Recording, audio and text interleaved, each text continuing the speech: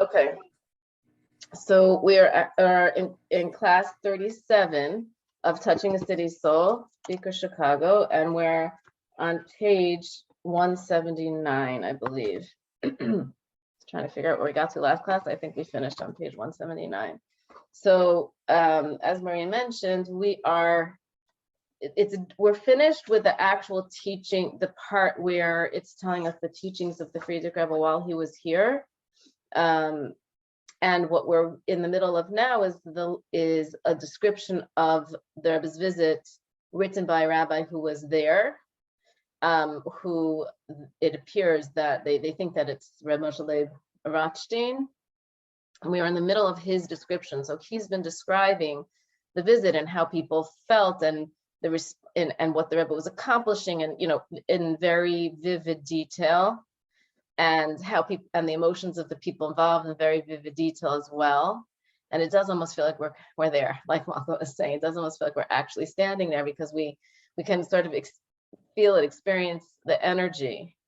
And right now he's talking about the first night of the Rebbe's arrival, and how at the hotel, the hotel was packed, and how the Rebbe started the maamarim, trust in Hashem and do good, dwell in the land and be nourished by your faith. That's the first maamarim in this sefer that we learned, and how everybody's been responding to that maamarim. I believe we're up to the bottom of page 179. That's where we're up to in terms of what we had done last time. So if anybody has a sefer, we'll start from there. So it says in the hall. So this is after the first maamarim was said, basically on that first night of the Rebbe's visit. So in the halls of the hotel, people greeted each other, and old friends and acquaintances met. Remember, many people came, as he described already, to the train station and now to the hotel. They shared their impressions of what they had just experienced and gradually progressed to the recollections from the past, when they heard Chassidus from the Rebbe in Lubavitch, or from the emissaries that would bring the Rebbe's maamarim to the cities and towns, even the most distant ones. The mood was exalted. All worries and concerns were swept aside, and you completely forgot that you are now in Chicago. Not that it's such a terrible place to be, but it's not like being in Lubavitch. You felt and relived the old home. So obviously he's referring to, where the times that the Jews were all living in Europe and in the shtetl, and Lubavitch being a shtetl. Lubavitch is still a shtetl. With all of its beautiful Jewish and Torah flavor. The names of famous Hasidim from the past were mentioned, and many of those present recalled the memory of their fathers, cousins, and relatives with pride. This is the true Jewish approach. A Jew's pride is not in monetary wealth, but in his Torah roots that are never forgotten, and though the person himself may have drifted far from them.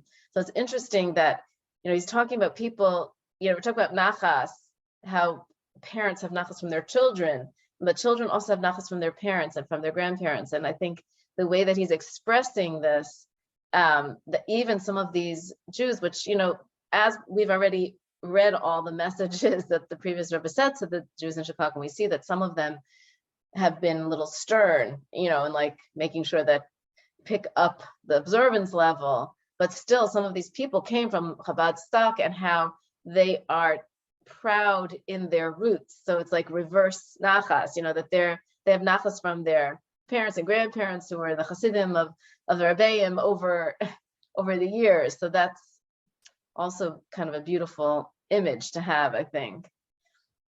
Here in the Rebbe's company, we saw the brotherly camaraderie that doesn't distinguish between rich and poor, and how Hasidim relate to everyone, even to those who have strayed. This is the true meaning of love for our fellow Jews. That is the basis principle of the Baal Shem Tov's approach, which the Chabad Rebbes teach and practice, to love every Jew, no matter who and no matter where. I think that that's something that is still a basis for Chabad, and we should all strive to emulate that, right? Every Jew is a Jew and deserves our connection. We need to be connected with every Jew, no matter who and no matter what. Despite the late hour of his exhaustion from traveling, the Rebbe called in his secretaries and gave them various tasks that occupied them well into the night. Remember, they had just traveled, and this wasn't, simple travel, right? This is cross-country train rides and everything.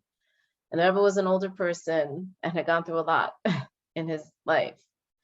The Rebbe's work is like a complex, multifaceted machine that cannot stop even for a minute. Long-distance phone calls and telegrams pour into the Rebbe from all corners of the world, even while he is here. And many of them need to be responded to immediately. Over the course of the same evening, the Rebbe wrote up the mimer that he just delivered. And by the morning, a number of copies were already made and were studied by the Hasidim. So he didn't, didn't rest that evening. I'm sure he rested, but he didn't rest that evening. He go right to sleep or something like that after the mimer, right? He fabranged for all of these Hasidim, and then he made sure that it was written up, and then he made sure to answer these telegrams and letters that were coming in from all over the world. And you can imagine the kinds of letters that were coming in. It was still the war. I mean, it was 1942. It was still war-torn Europe, even though maybe officially the war had ended, but it was still not an easy time for the Jews. So that was that night. That was that evening. Now he goes on to explain the next day. He's going through the week basically. So the next day, on Monday morning, one could encounter venerable Jews davening sweetly in deep concentration in the hotel hall that was transformed into a typical shul. You wonder what the rest of the population in the hotel was thinking when they saw all of these European-looking. They probably didn't know what to make of it, in the hall of the hotel. You could listen to the melodies accompanying the words of the prayers, and they penetrate deep into your heart.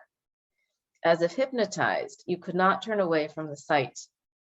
You felt how these Jews are speaking to God with a mixture of joy and entreatment.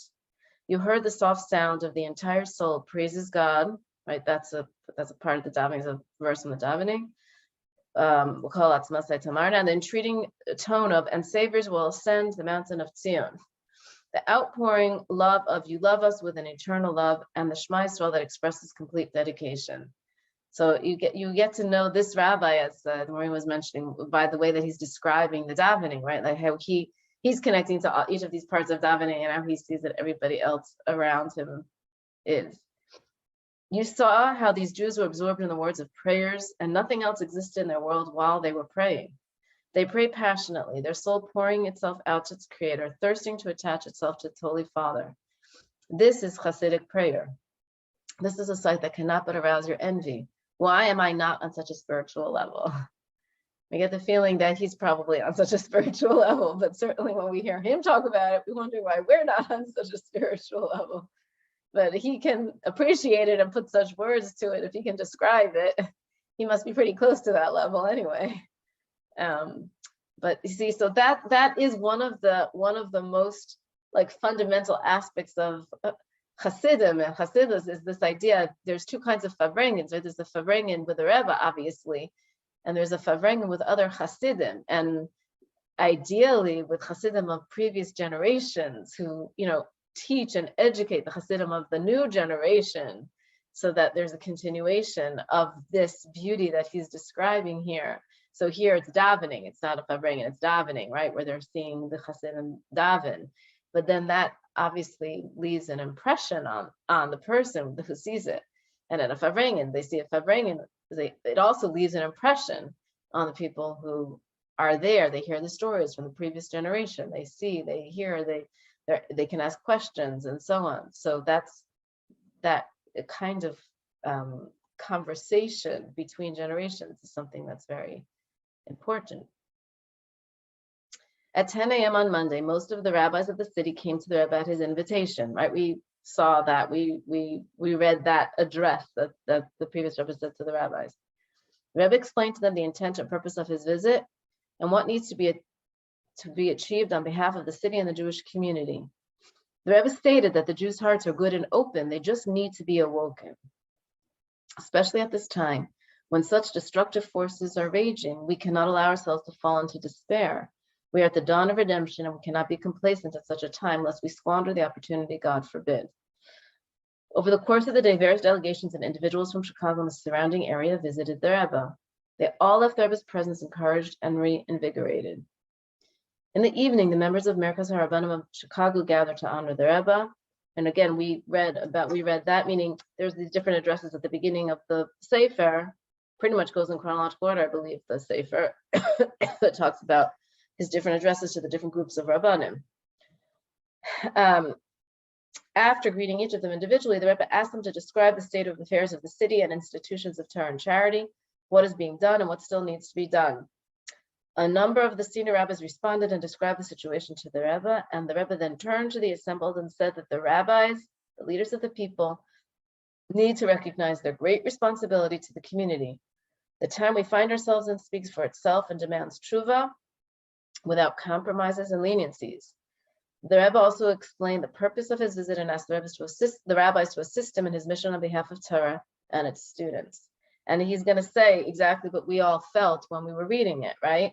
When you observe the Rebbe's discussion with the rabbis, his firm words of reproach and the fatherly concern he expresses, you see how the Rebbe fuses both kindness and severity in the glorious tradition of true Jewish leadership. And I think when we learned that section of the Sefer, I think we were also struck by that, right? That the Rebbe, without mincing words of what he expected from the rabbis and sort of almost expressing disappointment at the fact that things had gotten to where they had gotten to, at the same time showed great faith in their ability to take the reins and sort of direct the community to a better place. You know, it was both of these things at the same time. And it sort of felt like, well, you don't want to disappoint him. You wanted to like do what he wanted to say. And, you know, I think at that time also we had some women in the class who shared some of their grandparents or, you know, their generations were part of that exact situation that the previous Rebbe had been describing in Chicago. You know, some people were from Chicago for a couple of generations already. So he's describing it beautifully, how the Rebbe, you know, can fuse kindness and severity, you know, in which is what a leader has to do, I suppose, right? There has to be some sort of standard that is expressed, that has to be met, and it has to be explained with love and kindness and a big like trust in the people who you're entrusting this to at the same time, right? And I think Rebbe really did that as we learned that talk of the Rebbe's to the rabbis. You feel and appreciate the seriousness of the time, the birth pangs the Jewish people are now experiencing because of, right? I mean, there's been a decimation of the Jewish community, and the Rebbe just came from that. He knows exactly what's going on. His own children were killed by the Nazis. I mean, he knows what's going on. And simultaneously, the rays of the rising sun of the approaching redemption, which is really his whole message, right? You're reinvigorated and feel that every one of us can be the one to tilt the scale of the entire world to the side of merit, or God forbid, to the other side. It all depends on us. A true arousal of tshuva that leads to concrete action will certainly ease the birth pangs of Mashiach's coming and hasten his arrival. So that's really what you want to feel, right? You want to feel the responsibility and hopefulness, right? Coupled with hopefulness. That's really the message that is, we always want to have that message. We want to feel that something is important and that it's doable. We want to be able to get ourselves to the place where we feel the importance, so we are ready to like move forward and do something about it, and at the same time feel hopeful and reinvigorated to be able to do something about it, not to feel hopeless and despondent about what's going on, right? And that balance is a very tricky balance, because sometimes one person will err on the side of making it sound very serious, and then people feel like it's just overwhelming and too much for them. And another person might err on the side of being optimistic, and then it's sort of like, that's like, well, everything's going to be great, so what do I have to do anything about it for?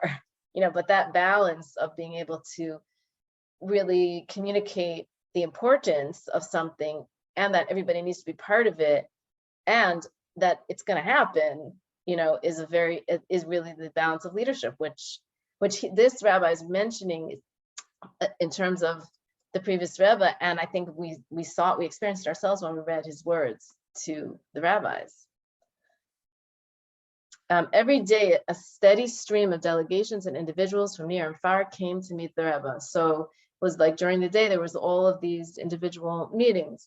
The Rebbe inquired about the state of their communities and gave them appropriate instructions how to improve the state of Torah and Judaism. The Rebbe begged all of them to have mercy on themselves and their families, observe all the mitzvos, and influence others in this direction as well. These conversations certainly resulted in many returnees to observance, and many Jews were steered onto the straight path of Torah and mitzvahs. Now we see the results today in Chicago, right? Obviously, there were seeds that were planted and they bore fruit. During his stay, the Rebbe was visited by the editors of the Yiddish and English press of Chicago, and entire columns were published every day in all of the newspapers about the Rebbe's visit and his activities on behalf of the Jewish people. On Wednesday evening, the students of some of the Talmudei Torah visited the Rebbe together with their teachers, and we read about that too. The children were brought into the Rebbe's room and their faces shone with joy. Imagine, I'm sure that left a huge impression on children. Talk about making memories, right? Where a child is taken to a Rebbe. The Rebbe looked at their young souls. I think that, excuse me, Mr. Kosofsky, Alav HaShalom, was part of that group. There you go. So. And look what a beautiful family he raised. You know, when you're a little kid, things have an impression for your whole life. Yes. And he has many, many children and many children on shlichus, all over doing good things all over the world. Baruch Hashem. Baruch Hashem. The Rebbe looked at their young souls, gave each of them a loving smile, and spoke to them. He explained to them the meaning of their studies and the meaning of the roles of guarantors that they received when the Jewish people accepted the Torah, right? How, remember, at that time, the Rebbe explained to them that it was in their merit that God gave us the Torah, because the children were going to be our guarantors, that the parents would teach their children, and because of that, Hashem gave us the Torah. So he explained to the children their importance.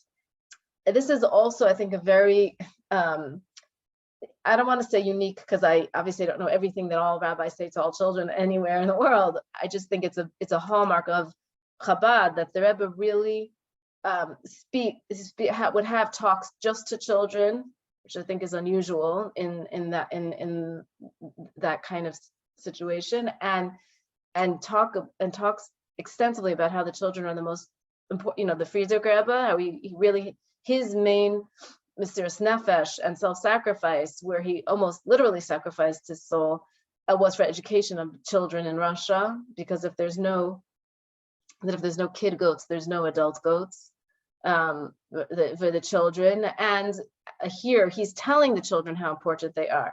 How many times are children given the message that when they grow up, they're going to do something great, And here, so until then, they're on vacation, And here the Rebbe is saying, no, they are important right now. They are the guarantors of Torah right now. It's because of the children. And I think that also builds up that sense of pride, Jewish pride as a child, for a child to feel the sense of Jewish pride as a child, how important they are. We have the concept of Tinaika Shel Bais Rabban. We have the story of Purim, how Mordechai gathered all the children. Torah puts so much of an emphasis on the importance of children as children, not just as when they're going to become adults and what they can do, right now what they can do. So the fact that the previous Rebbe met with the children and told that to the children, as Sarah just said, I'm sure made a big impression on many of those children, and we see that in their future, they made choices that maybe the world opened up to them new choices in terms of their own Yiddishkeit and Torah.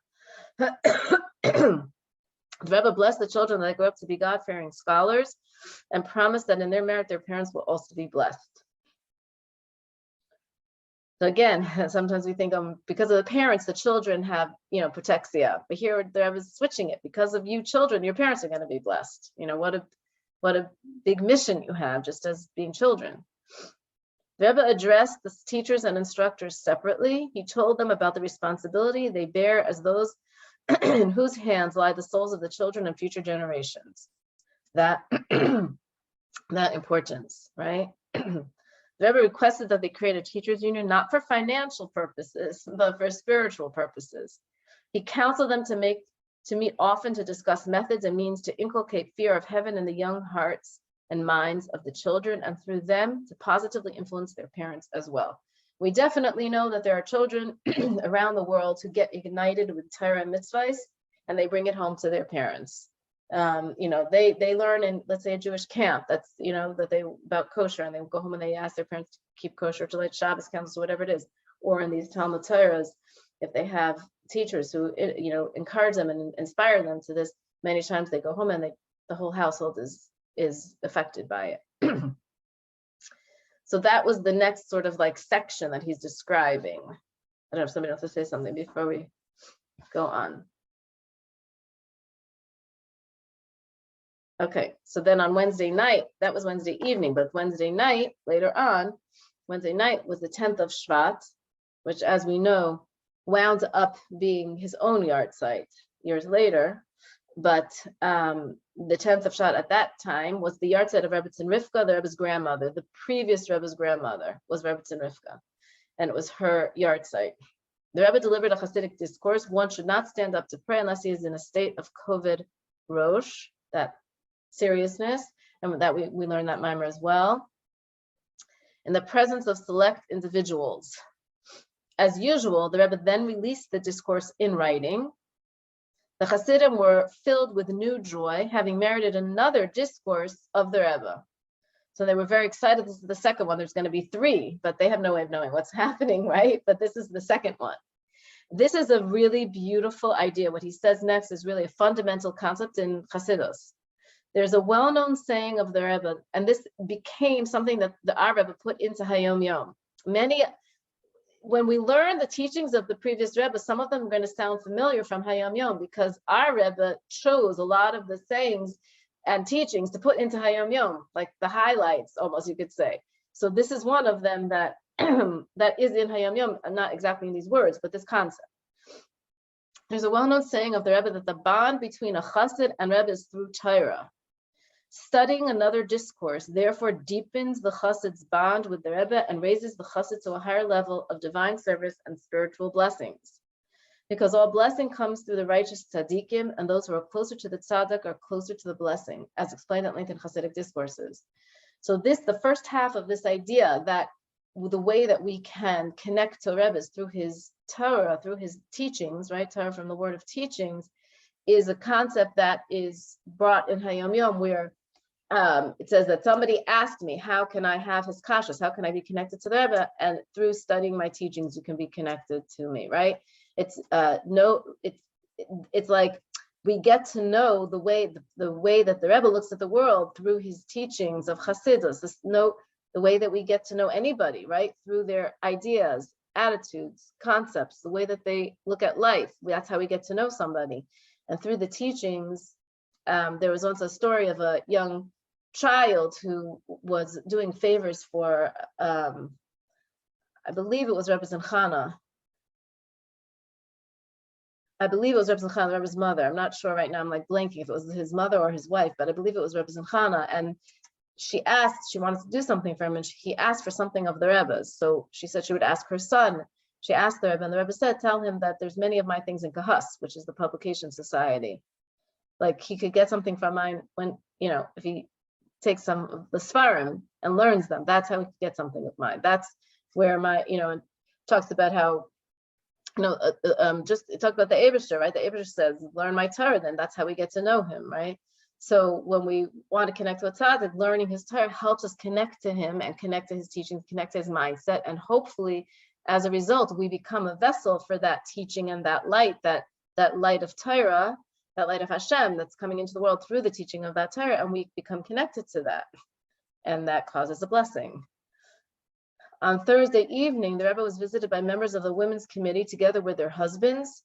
These women organized the event on behalf of the Pidyon Shavuim Fund. That was that dinner that he didn't wind up going to because his grandmother passed away.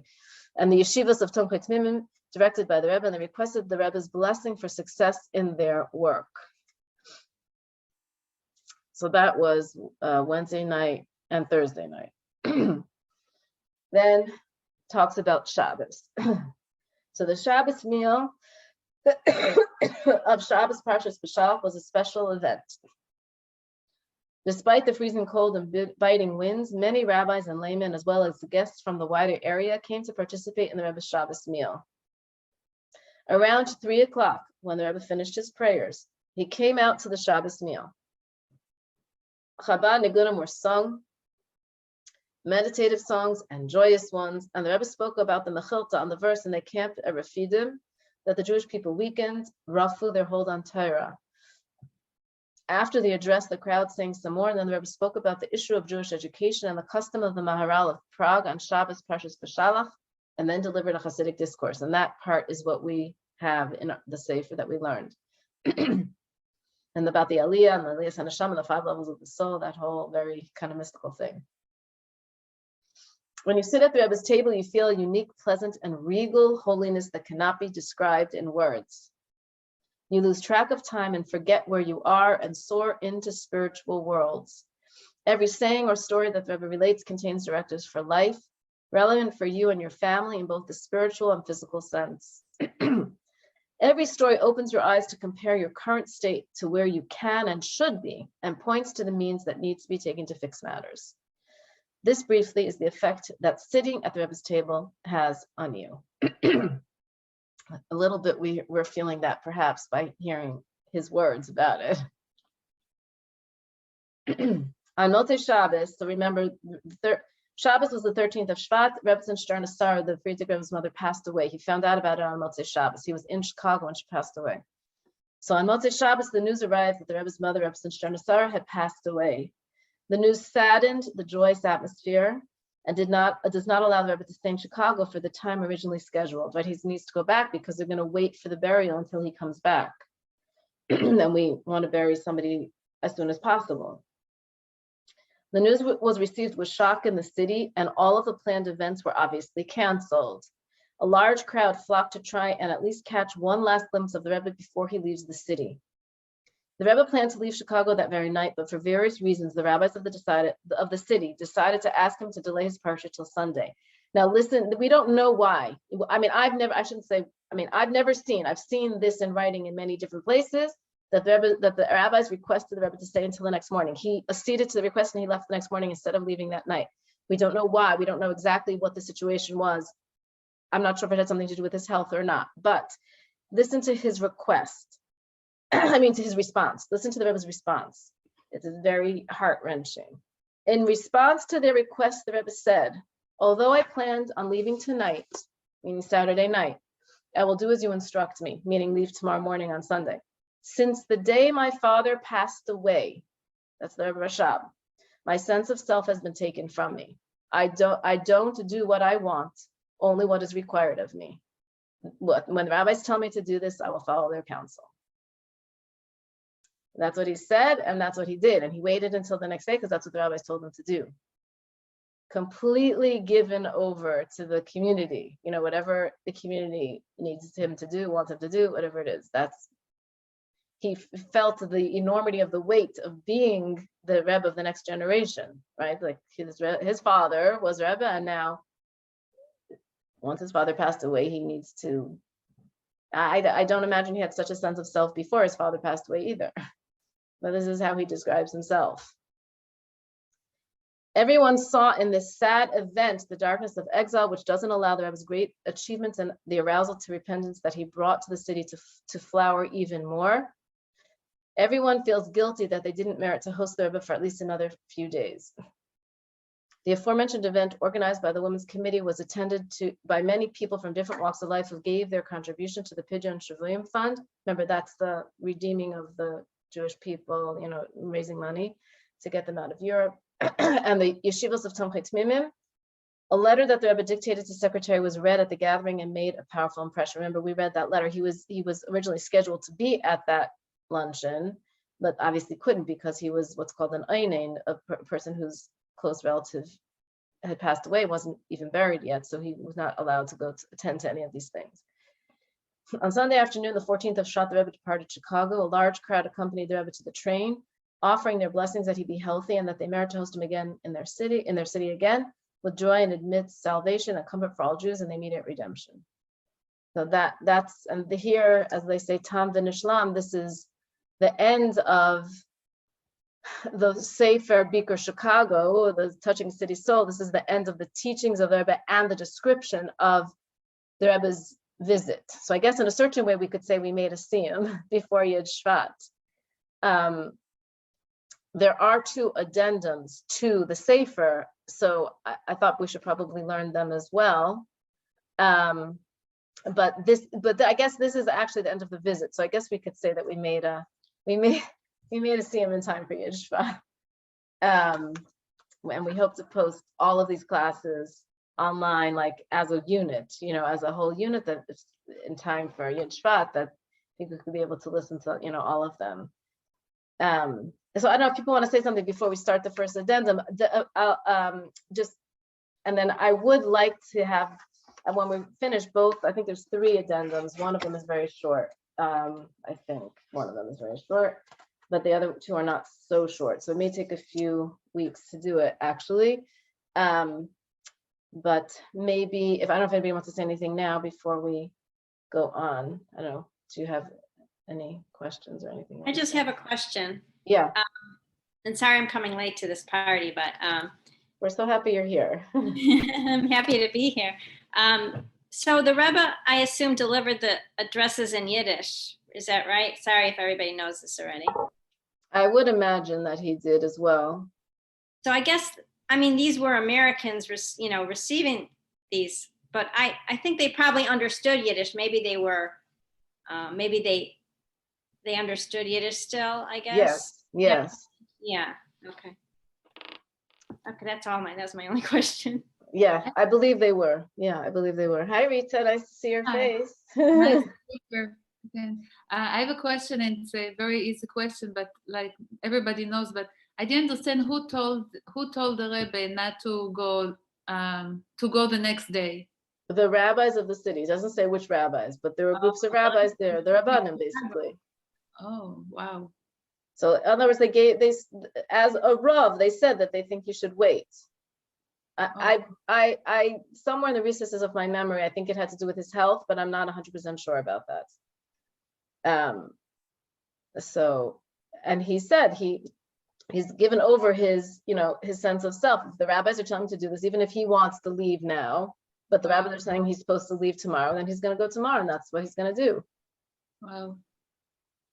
Yeah. We have to remember this every moment. Rebbe did it. We can do it. We should do it. There's a lot of things in this Sefer we would do well to remember. It's I find this to be a very powerful. This is a very powerful. It will be nice to have the recording, but I cannot see it on Google. Maybe there is another way to send it. And we're gonna put it up. I'll tell you. Okay. We're working on getting it put up. Thank you. Yeah. Are there any other questions that people have or any comments they want to say about this? I feel like it would be nice, maybe next week's class, even if we continue on to the addendum now, but maybe next week's class could be a bit of a farbrengen about the Sefer, where it could be nice if everybody would take time between this week and next week, because next week is the class before Yud Shvat, meaning, it's the first of Shvat today. So next week will be the class before Yud Shvat. If people would take a few minutes to go through and pick maybe their favorite, something that stuck with them, and share, what was a favorite thing that stuck with them. And we can sort of make a siyum / farbrengen. So, next week, I think it would be nice. And then we could still continue for a couple of weeks after, just to finish these 3 addendums, because I think it's nice to finish the addendums as well. But we could take a break because we actually did finish the part itself about the Bikur Chicago in time for Yud Shvat. So how does that sound, everybody? Yeah, okay. So does anybody have anything we want to say now about it, or should we continue on to the first addendum? I guess I have a quick question. People were talking about the language. Did this Rebbe know English also, or other languages, like the most previous one? I don't know how to answer that. I know that the Friedrich Rebbe became a citizen, so I think he definitely knew English to listen to it, and enough English to communicate with the people who, basic things. I don't know if he ever gave an address in English itself. I don't know. No, I guess not an address, but you mentioned he spoke with children. Unless it's like someone was saying before that the children knew other languages except for English, but I don't know. Most I of guess these no people English were only. European people who had just come to America, So it's like, think about your grandparents. They spoke Yiddish as children in the home, probably. You know what I'm saying? Like that generation spoke Yiddish in their homes with their kids. Okay. Yeah, These weren't- my grandparents came over in the early part of the first part of the last century, and they spoke Yiddish, and my parents spoke Yiddish in the house. So that's around 1940. That's around this time here. So I think that Yiddish was still prevalent. A lot of signs. If you look at old photographs of the West Side, a lot of the stores were in Yiddish. The names of the stores were in Yiddish and stuff. So that was very, very, very prevalent at the time. Yeah. So And these I'm- Rebbeim probably all spoke Yiddish, and probably the children that were addressed all spoke Yiddish. I would imagine so. Yeah.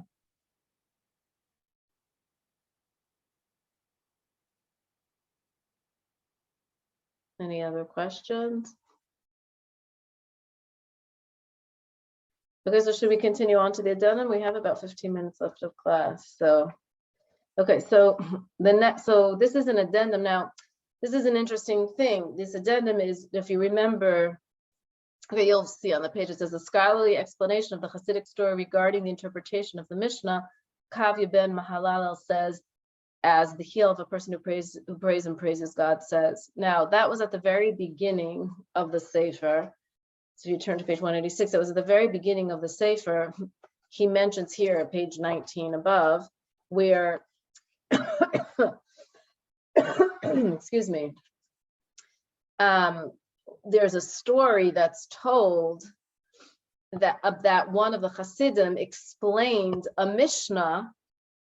Kavi ben Mahalal is a Mishnah in Pirkei Avos, and Akavia ben Mahalalel is actually the name of a person. Akavia is the name of the man, Ben Mahalalel, the son of Mahalalel, and he retranslates that as the heel, because Akavia shares a root with the word Akev, which means heel.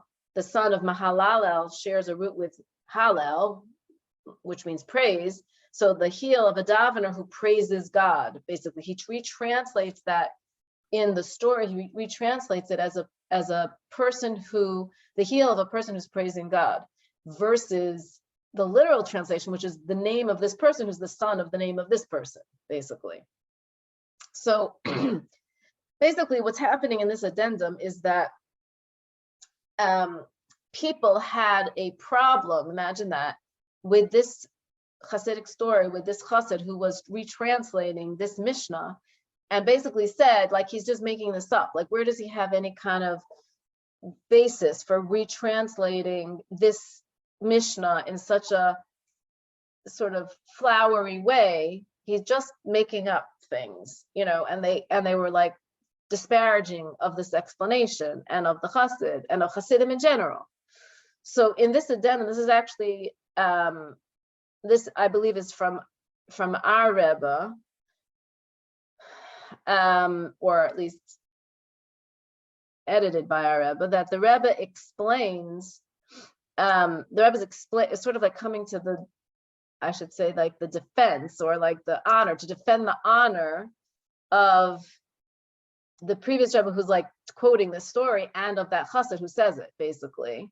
And he goes into, I mean, I'm just saying, he goes into an incredibly scholarly, detailed, mystical, halachic, everything defense of this one line in that story, and then basically says, and if this is true of this, you know it's true of everything, but like, whatever. Basically, the issue is with the question, not with the story. But like literally, once he's done with explaining the story, you're like, oh my gosh, we would never start off with this again. It's like, I can't explain. I mean, it's very detailed and very both like nigla of Torah, mystical Torah, everything, and just proves how, obviously this is a fine translation. but in the process tells you a lot about names and the purpose of names, and also like don't, like you get the feeling like don't start up, like you don't know what you're starting up with, you know? So it's quite, I mean, it requires a lot of concentration. What we just read was very nice and flowery. This is like, okay, now it's time to concentrate again. So I'm just saying. So it's on the top of page 186. Okay, so this is the treatise. This treatise was printed in Kravitz Lubavitch, a journal that appeared from time to time during the 1940s, which the Rebbe edited. That's in this letter, the Rebbe outlines several general guidelines with regard to his response to letters addressed to the editor of that journal. In particular, he gives a lengthy explanation to a question raised concerning a statement made by the previous Rebbe in one of the talks he delivered during his visit to Chicago, see page 19 above. This treatise was later reprinted in Chuvas Leviorman and Geras HaKodesh, volume 1. So somebody had a problem and said it, and here's the response. Okay, ready? One of the goals of the establishment of this journal was that it should serve as a platform for communication between members of the Hasidic Brotherhood and their comrades with regard to any difficult matters that arise with regard to the teachings of Hasidus in general, and in particular with regard to the works that have been recently printed, as stated in the introduction to the first issue of the journal. So it's a place, I guess, for questions. It is self-evident that only questions and answers that are relevant to the Hasidic community as a whole will be printed in this journal.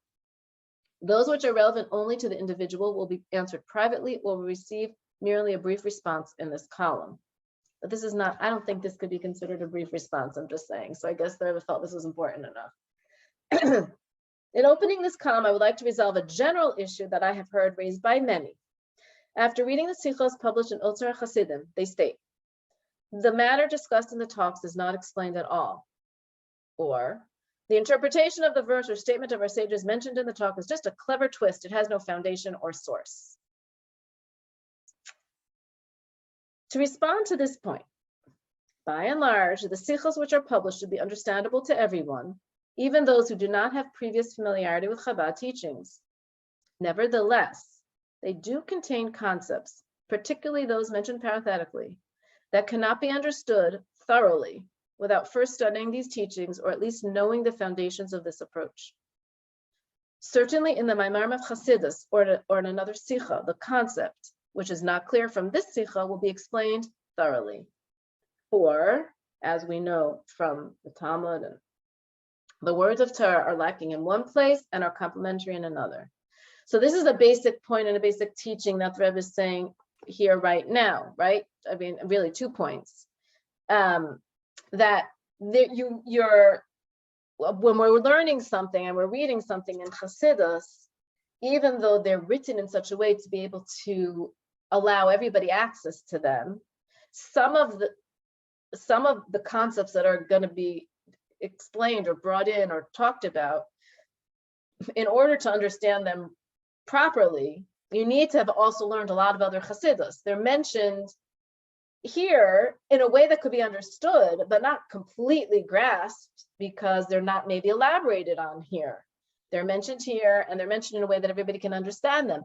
But if you really wanted to understand them, you'd have to do more research and learning about that concept.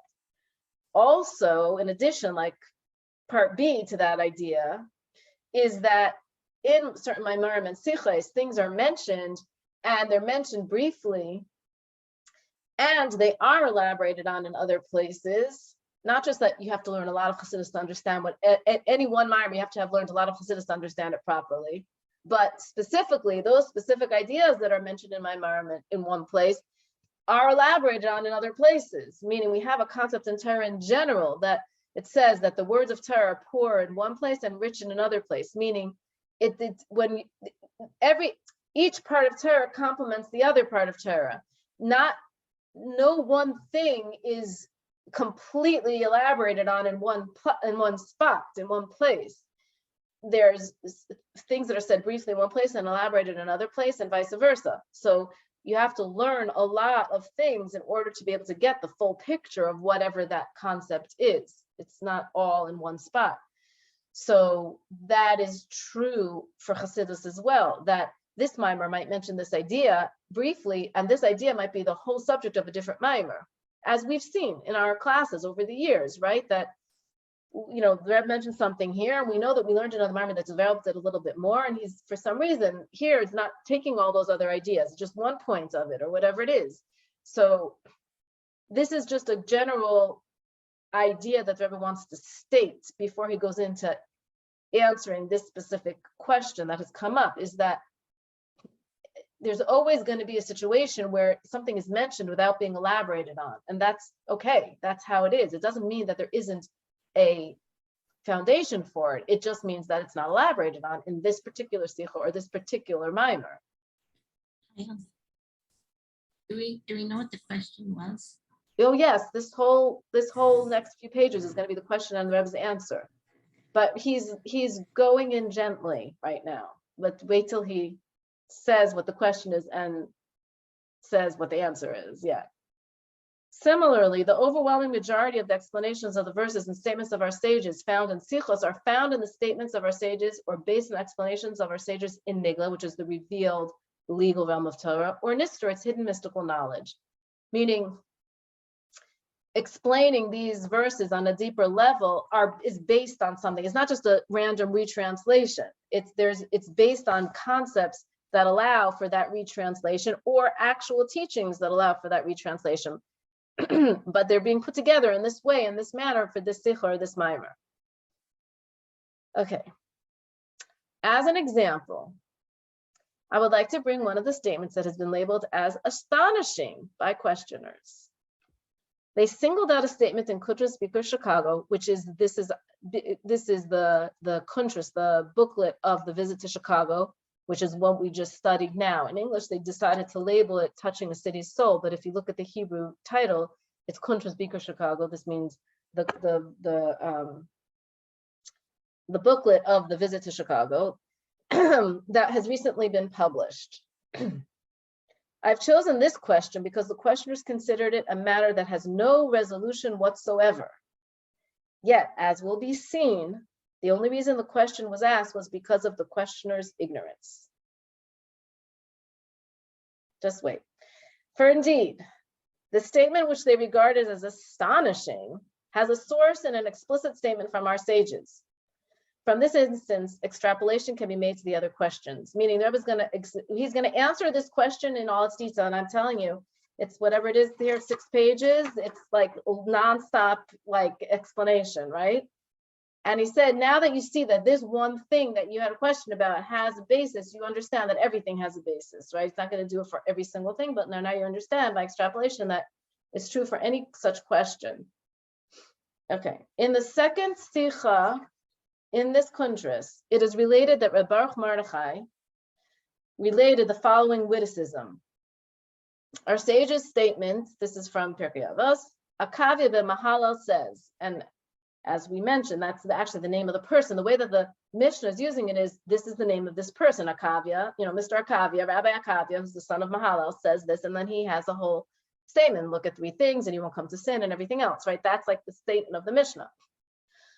But this Reb Baruch Mordechai interpreted it in the story that the previous Rebbe quoted as the heel of a person who prays and praises God says.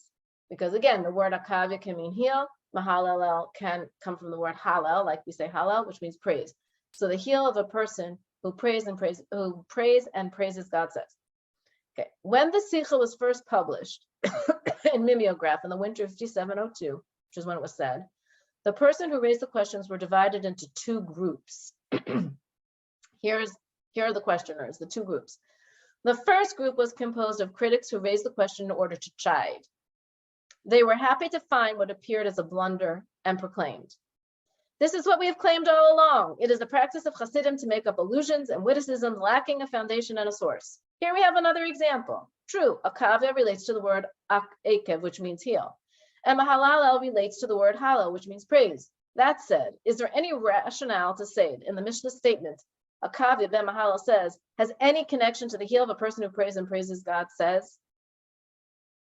This is not sufficient for the Hasidim, they would continue their complaint. But the facetiousness of their statements is multiplied. For in fact, Akavia and Mahalalel are 2 separate individuals. One was a son and one was a father. While according to the interpretation of the Hasidim, it appears that they are one person. That's the first group of questioners. They're basically trying to make trouble, the Rebbe says. They're just saying, you see, we knew all along the Chassidim make up things, doesn't mean anything. And here's another example. That's the first group. There's a second group of people who have a question. The second group, who seek to look at every person, even Chassidim, in a positive light, will explain. It's true that Rebbe Baruch Mordechai's remark is no more than a witticism, and it has no foundation. But the Sikha said that it was a witticism. Now, even the best preachers occasionally make statements like this. So why shouldn't the Chassidim be allowed to as well? After all, the concept implied by the statement is very lofty, emphasizing the great importance of the service of the heart and feeling during prayer. Meaning, they don't say, they're not so disparaging of the Chassidim, but they still think it has no basis and it's nothing, and it's made up thing.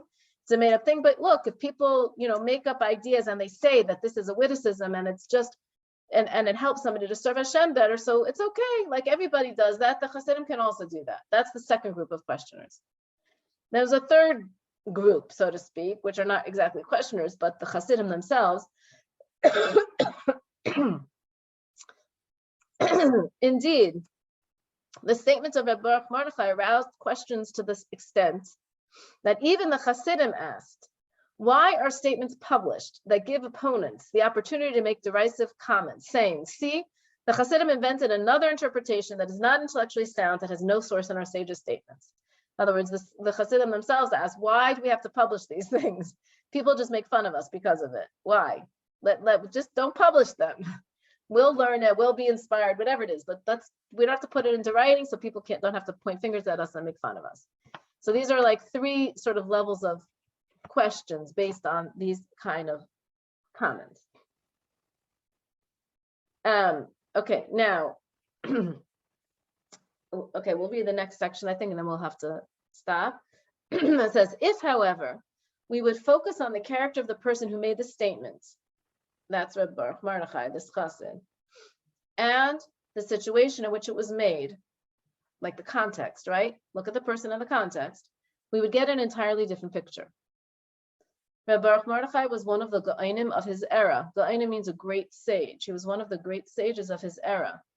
As a youth, in the era of the Vilna Gaon, who was known to be a great sage, he served as the Rosh Yeshiva in Vilna.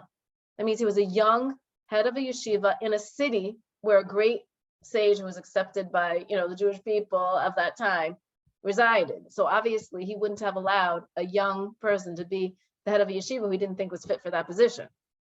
He authored this witticism in response to his brother-in-law, who was also Gaon in the study of Nigla. In other words, he said this to his brother-in-law, who was also a very great sage, specifically in the area of revealed teachings of the Torah, who was opposed to the teachings of Chassidus and the son of an opponent. Meaning he said it to a person who was an opponent of Chassidus. So he wouldn't say something foolish to a person who was the opponent of Chassidus, who was also a great sage. One sage wouldn't say something foolish to another sage, to somebody who was opponent to his way of thinking. He would just make himself into a fool that way, right? Moreover, the statement was made in the presence of the Gaonim and the scholars of the city after a deep Talmudic dissertation had been delivered. So we're not talking about somebody who's just saying something off the cuff in a casual conversation to make a joke after dinner. We're talking about there had been a very serious Talmudic discussion amongst the sages of the city, and one great sage said this to another great sage, right, who was his brother-in-law, whom he knew was an opponent to his way of thinking. So he would only say something, we would assume, that would have a lot of meat to it, a lot of background to it, and a purpose, like there's something that he wants to make a statement about and say something to him about. And he knew he was talking to a sage. There's no doubt that Rebbe Mordechai would not reply to his brother-in-law with a witticism and words of ethical reproach if he did not have a strong foundation in the words of our sages, a foundation so strong that his brother-in-law and all the others in attendance would have to acknowledge the truth of his statements. I mean, why would he say anything else, right? This is particularly true in that era, when the large majority of the opponents of Hasidim followed the conception that preaching and words of ethical reproach are appropriate only for women and the unlearned, or for Torah scholars when they are weary and unable to devote themselves to study. Meaning, they viewed even this idea, this concept of this ethical reproach only to be like lower level learning. So he would never say something that would open himself up and the Hasidim being opened up to some sort of like derision. He wouldn't have done that. In every situation, the first response was, what is the source for these words? Where is there an allusion in Torah? That's what they would have asked him. So he never would have said anything that that wouldn't have had a source for it in Torah or an allusion for it in Torah, and that he wouldn't think either that they would know on their own or that he could tell them in a minute and they'd recognize it, right? So look at the person and the situation, the Rebbe says, and you know that he has to have a source for this. Now, we're going to have to end here, but stay tuned. Let's keep you on a cliffhanger to come back for a class. He's got now the rest of what the Rebbe is going to do is tell you what the sources are in Torah, both in the revealed aspects of Torah and in the mystical aspects of Torah, for how we can retranslate these two names to mean this meaning. And by the time that I was done proving it, there's like, that's it. There's no, that's it. We have our answer basically. Rabbi Baruch Mordechai for the same guy, the fame of the Shabbos book that we were reading, I don't know, maybe, I don't know. because it sounds he sounds awfully familiar. Right. I don't know. It could be, I don't know. Yeah. Anyway, so we'll stop here, but I think next week it would be nice to make to make a theme. So if everybody doesn't mind, to whoever is comfortable to pair one thought that they could share that they found, just maybe skim through the book a little bit and find something. Hopefully we'll all find something from a different part of the book, and bring a little tea and maybe a little treat or something. We'll have a little bring in on Zoom. Anyway, have a good week. Thank you.